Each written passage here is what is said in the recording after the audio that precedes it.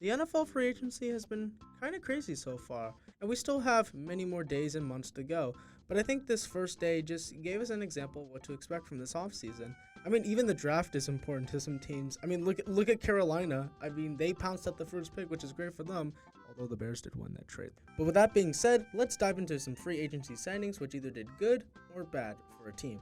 Starting off, we have Jimmy G to the Raiders. Being a Raiders fan has been rough, especially with their QB situation as of lately. And trust me, I totally get that. Anyways, the Jimmy G trade is okay for the most part. The Raiders do have the 7th pick, which they could go with a QB. And who knows, maybe Jimmy G could help the player blossom. Next one is Ramsey to the Dolphins, which is actually a pretty solid one. After a disappointing season for the Dolphins, they started off the offseason bold with a trade with Ramsey for a pick and a tight end. It adds on to a pretty solid defense already. There's really not much to say about this. It's actually pretty good for the Dolphins. The only thing I'm a little concerned of is Ramsey himself.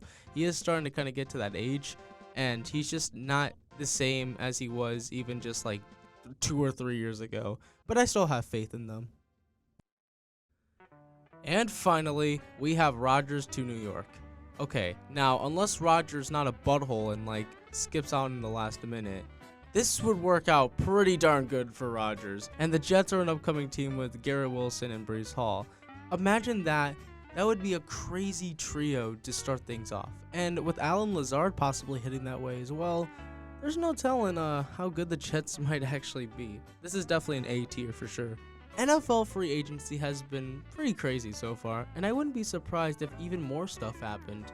And who knows, I might make a follow-up video and a video about the draft. Well, that wraps up everything. My name is Ethan, and stay cool.